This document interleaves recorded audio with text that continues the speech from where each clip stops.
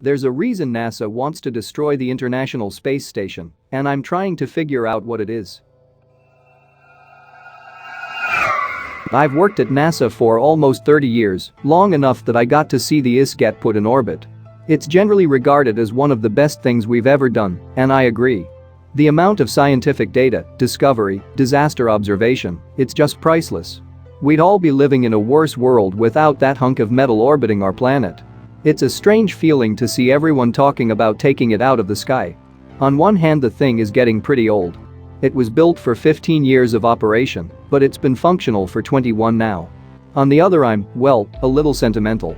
Maybe all the talk of dismantling it is making me feel old. Pretext first. There are many things I'm not going to tell you about myself for obvious reasons, but I can tell you my experience with NASA. They're very open about things, inside the agency as well as outside. A lot of people like to think NASA is holding some serious secrets, but that's just not true. Sometimes you can't walk 20 ft without hearing a young excited scientist nerding out about some new discovery or theory to their colleagues. Management puts it how it is because in this line of work everyone needs to know, and if anyone miscalculates it can mean disaster. All big scientific discoveries are put on paper within 24 hours and released to the public. You all get the picture. Point is, in 30 years of working here I've never encountered much dishonesty unless a politician walked in the door. I know everyone really well, and we get along just fine. Recent events have changed everything. The excited chatter has mostly stopped. The US government has people in suits crawling all over the place, and the higher-ups obviously haven't gotten sleep since it was announced that the ISS was to be decommissioned. Despite all this, we're to continue like it's business as usual, but every now and then one of us will get called up for an interview with the suits. Sometimes they'd be gone for a few minutes, sometimes they'd be gone for hours, but when they returned to work, we'd all ask what was going on. Every time we'd get the same answer. The suits would bring them into a room with a table, ask them some confusing uncontextual questions, then let them go. It's not hard for us to connect the dots. Something happened in regards to the ISS. Most of us are closed off from upper management now, and those who can talk to them have that look in their eye. The look begging you not to talk to them, but they can't tell you not to. Everyone else is as confused as I am, and work has slowed to a crawl. Occasionally we'll get an exciting announcement that renews our wondrous exploratory child brains, but for the most part it's become dreary. A few days and I got pulled into a room with the suits. There were a lot of formalities to get through, like my name, age, place of birth, etc. But then the questions started. Their demeanor changed on a dime as soon as the first word was spoken, and given what that question was, I would have laughed if I hadn't been dragged into a room with government agents. What is your opinion on the color green? I didn't know how to respond at first, but eventually I said, I guess it's an okay color. I mean, it's not my favorite, but it's nice. I remember feeling like I was back in elementary school with the entire class talking about what color was the best. It was awkward, and due to the situation quite jarring. Bello, I've got the rest of the questions and my responses that I remember. Agent. Do you have any aspirations besides working at NASA? Me? I've got a bucket list. Skydiving, seeing the world, that kind of thing. Agent. And do you believe you will come to complete that bucket list? Me? Well, yeah. Gotta retire at some point, right? Agent. Good. Do you wish upon falling stars? Me, what? No, that's ridiculous. Agent, if you did, is there anything you'd wish for? Me, well, I dunno. Biological immortality? Agent, do you hang posters in your room? Me, not since I was a kid, no. Agent, what is one thing you consider objectively good? Me, kittens? I said it in jest, of course. Sometimes I try and break tension with a little comedy, and it was out of my mouth before I knew what I was saying. Even so, I at least expected a slight smile before I was scolded, but the only thing the agent did was straighten his tie and repeat the question with a somehow even more serious look. Me, fine. Making sure those around you live their best lives, I suppose. Agent, you suppose? Me, no, I figure of, no, that doesn't apply. Listen, this is awkward. I stick by what I said, final answer, can we move on? It was at this point I realized that, when the agent had straightened his tie, it had changed from a formal back to a dark green. Either the agent had just pulled a magic trick with the smoothness of someone from Vegas, or I just hadn't realized it had been green the entire time. The brain has a tendency to find patterns and lie to you, so in that moment I brushed it off, but the other two agents in the room still had black ties on. Agent, yes, we can. Tell me, what is sound? Me, well, airwaves. Specifically vibrations. Right now when you speak you are sending air particles crashing into each other, sending them to me, and my ears are picking it up. Agent, do you mind if we take your temperature? Me, no. I had mine taken at the door, but I guess you can hear too. It was true. The agents had been taking everyone's temperature at the door these days. I didn't know why they'd need to do it a second time, but I wasn't about to argue. One of them walked over and used an unbranded digital temperature gun. After they had finished, the agent nodded to the others and I was escorted back to my floor and told to have a pleasant day. I was bombarded with questions from my colleagues, as was everyone else who got interviewed, but I didn't really have much of anything new to say. After that day I started doing a bit of investigating. I had only been interviewed for a few minutes, so I started asking for specifics from those who had been taken for far longer. As far as the questions themselves go, I had no luck. They were still ridiculous.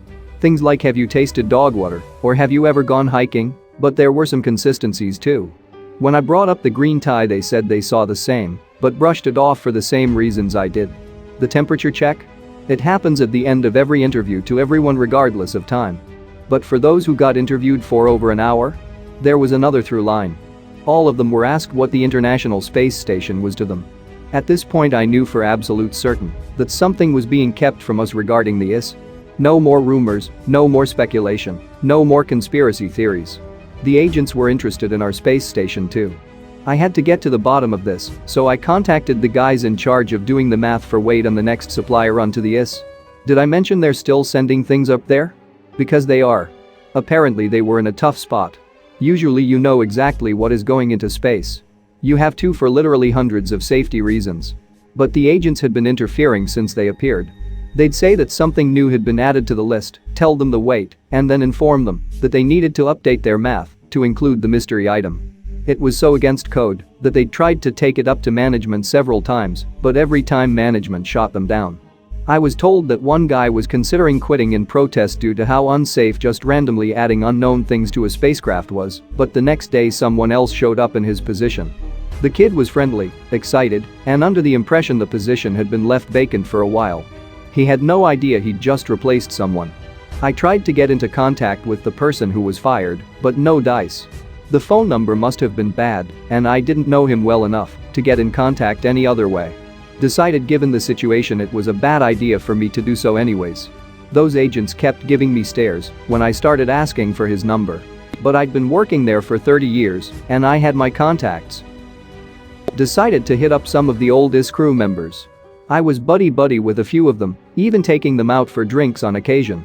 I had been joking with a few of them, not even a few months ago, and while our current predicament probably had nothing to do with them, I had to be certain. I went through every single number, but they all went to voicemail. I know people sometimes change their numbers, but all of them? I branched out beyond the US. Wasn't too close to these guys, but I'd still shared a beer with a few of them. Still nothing. Not a peep. Nothing but the robotic voice telling me to leave a message after the tone. At this point I got anxious. Not a single ISS astronaut was answering the phone. I knew where a few of them lived and started compiling the addresses, but while searching them up I came across their pages. They all have Google profiles of course, but now all of them had death dates. I sat there shocked as I saw my co-workers, friends, and associates all described as having died while in the woods, in gas explosions, car accidents, even a serial killer had gotten one of them. I read into that one by the way. Someone had broken into their home. Family of 4. I'll spare you the details, but by the time police arrived it was too late for any of them. Allegedly the killer was high on several narcotics and died of overdose while being arrested. Several murders had been linked to him after the fact. I was shocked and heartbroken.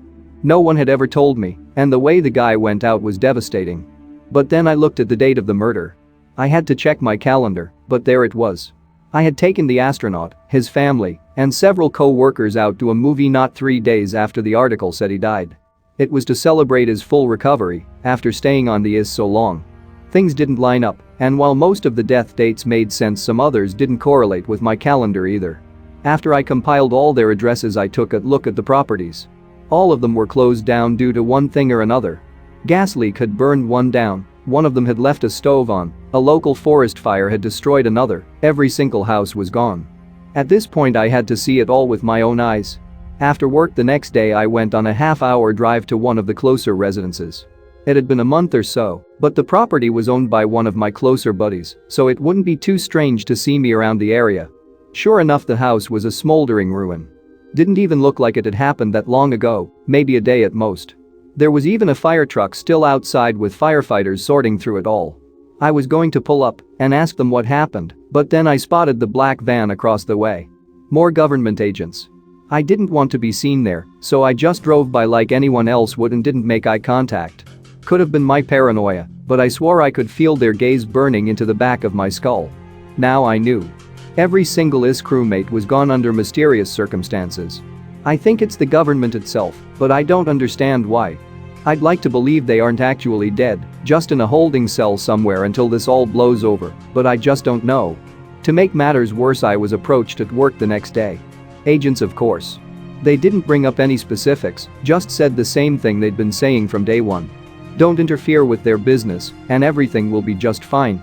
Then they left, and the day continued as per usual. Scared me half to death though.